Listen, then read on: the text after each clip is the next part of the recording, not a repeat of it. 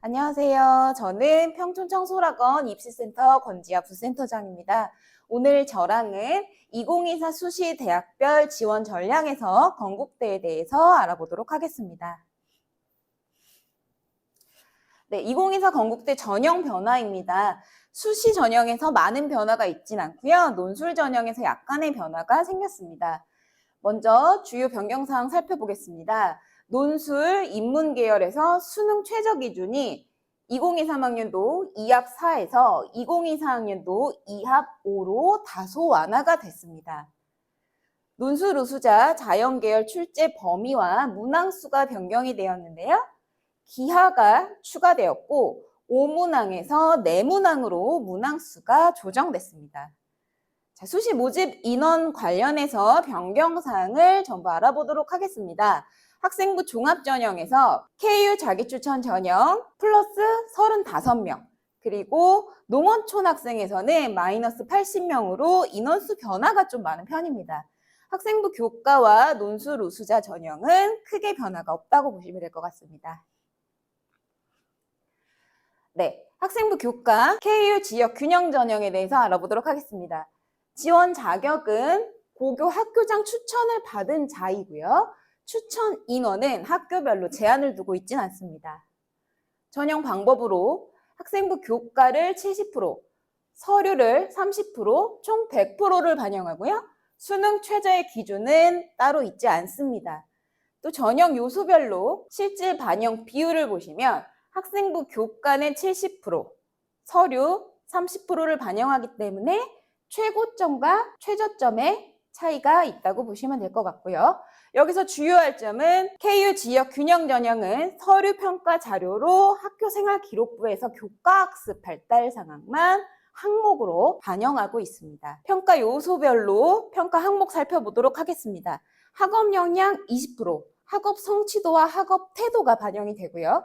진로 역량 10%, 전공 계열에서 관련 교과를 이수하기 위해서 학생이 노력을 했는가, 전공 관련 교과 성취도가 어떠한지 10%를 보고 있습니다.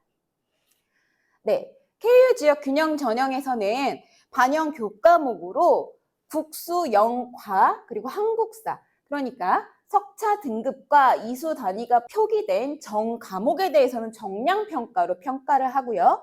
진로 선택 과목은 특이점으로 정과목 정성평가를 하는 대학입니다. 학년별로, 교과별로 가중치는 있지 않고요.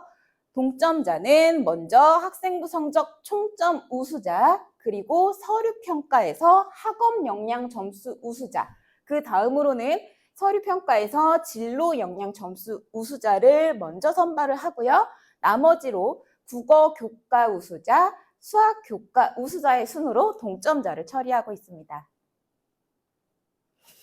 네, 전년도 교과 전형 결과를 알아보도록 하겠습니다. 가장 70% 컷으로 살펴볼 건데요. 가장 점수 컷이 낮았던 학과는 부동산학과 2.33 컷, 가장 높았던 학과는 70% 컷 역시 살펴봤을 때 융합생명공학과 1.52 컷입니다. 제가 여기 녹색으로 표기한 부분은요. 전년도 대비 상대적으로 입결 컷이 하락한 대표적인 대학들입니다. 건축학부 2.30, 정치외교학과 2.23, 행정학과 2.21로 전년도 대비 입결 컷이 다소 하락했습니다. KU 자기추천 전형, 그러니까 학생부 종합 전형에 대해서 안내 드리도록 하겠습니다. 1단계로 3배수 학생부로 먼저 학생을 선발하고요. 2단계에서 1단계 점수를 70, 그리고 면접 30으로 학생들을 다시 선발하고 있습니다. 지원 자격은 교과 전형과 다르게 제한이 없고 수능 최저 학력 기준 역시 없습니다. 면접 볼 구사 일정이 12월 2일부터 3일간 대학별로 양일간 치러지고요. 최초 합격자 발표는 12월 15일에 예정되어 있습니다. 네, KU 자기추천 전형 평가 요소와 평가 항목입니다. 먼저 서류 평가로 어떻게 보고 있느냐? 학업 역량을 30%, 진로 역량을 40%, 공동체 역량을 30% 보고 있습니다. 면접 평가의 주요한 점은 제출 서류의 기초에서 개별적으로 학생들이 면접을 치르게 되는데요. 면접 시간은 10분 정도를 할애하게 되겠고 학업 역량은 30%, 거의 탐구력을 보고 있습니다. 진로 역량은 40%, 상대적으로 많은 수치로 진로 역량이 굉장히 중요한 학교라고 얘기할 수 있겠습니다. 네, 전년도 학종 전형 결과인데요. KU 자기추천 전형에서 70% 컷 역시 살펴보겠습니다. 2.07의 융합인재학과가 컷이 상당히 높았던 반면 부동산학과는 3.15부터 5.17로 등급 컷의 격차가 다소 있었습니다. 이 부분 살펴보시고 학종 전형을 지원해 보시기 바랍니다. 자, KU 논술우수자 전형에 대해서 말씀드릴게요. 논술 100%로 보고 있고 다른 학교들과 다르게 내신이나 등급을 반영하고 있지는 않습니다. 대신 수능 최저의 기준이 있고 인문은 앞서 말씀드린 것처럼 2개 등급 합 5로, 자연은 2개 등급 합 역시 5로 수능 최저가 존재합니다. 여기 지금 별표된 부분은 뒤에서 제가 다시 말씀드릴 거고요. 고사 일정은 인문사회 1, 2, 그리고 자연 A, 그러니까 공과대학이죠. 그 다음에 자연 B, 공과대학을 제외하고 11월 18일 날 시간별로 나뉘어서 고사를 치르게 됩니다. 자, 자연 계열과 수의 계열은 미적분 또는 기하중 택 1을 해야 하고요. 과학 과목 중에서 2과목을 응시한 다음에 그중 높은 한 과목을 반영하고 있습니다. 논술 전형에서 어떤 출제 유형이 있고 평가 방법이 있는지 살펴보겠습니다. 인문사회 1은 2개의 문항으로 치러지고 인문사회 2 그리고 자연계열은 문항이 4문항입니다. 자연계열은 난이도에 따라서 차등해서 배점을 하고 있다는 점이 특이하게 볼 수 있을 것 같습니다. 인문사회 2는 수리 논증형이 들어가죠. 수학 내용이 반영이 되기 때문입니다. 그래서 수리적 분석을 요하는 자료를 통해서 논리사고력과 문제 해결 능력을 평가하고 있습니다. 자연 계열은 당연히 수리 자연계 관련 지문이 제시되고 이를 근거로 출제되고 있습니다. 전년도 논술 전형 결과 말씀드리겠습니다.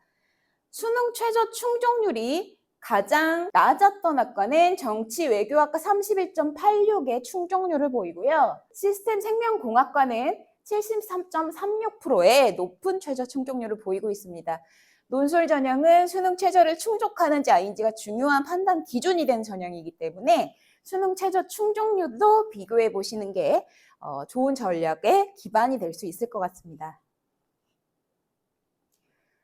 네, 그 밖에 고려 요소 말씀드릴게요. 교과와 종합의 비교치입니다. 교과는 합계 300점, 종합은 합계 1000점으로 보고 있고 교과 전형은 앞부분 말씀드렸다시피 교과학습 발달 상황, 그러니까 교과 성적과 세특 내용만 평가 요소에 따라 정성 종합적으로 평가하고 있습니다. 학생부 종합 전형은 학생기록부, 학교생활기록부 전 영역을 3가지 평가 요소에 따라서 정성적, 종합적으로 평가합니다. 정리해드리면요. 건국대는 수시 전형간 복수 지원이 가능합니다. 대신 지원 자격을 충족할 시 복수 지원이 가능합니다. 교과와 종합과 논술에서 중복 지원이 가능하기 때문에 내 자격이 각 전형별로 요구하는 사항에 충족되는지 확인해 보시고요. 특히 건국대는 교과와 종합의 서류평가 차이를 이해하는 게 매우 중요한데요. KU 지역 균형 전형은 앞에서 말씀드린 것처럼 학교생활 기록부 내용 중에 교과학습 발달 상황만 반영하여 평가를 하고요. KU 자기추천 전형, 학생부 종합 전형은 학교생활 기록부 전 영역을 평가한다는 매우 중요한 차이점이 있습니다. 그러면 우리 학생들이 교과 전형으로 지원을 할 시에는 먼저 고려할 사항이 학업 성취도, 그리고 학업 태도, 진로 역량을 먼저 고려해야 합니다. 교과와 교과 학습 발달 상황이 중요해지고 교과 관련 세특 사항이 잘 써져 있는 학생한테 상대적으로 유리한 전형이라고 볼 수 있겠습니다. 자, 제가 준비한 내용은 여기까지고요. 네, 모든 학생들을 응원하도록 하겠습니다. 감사합니다.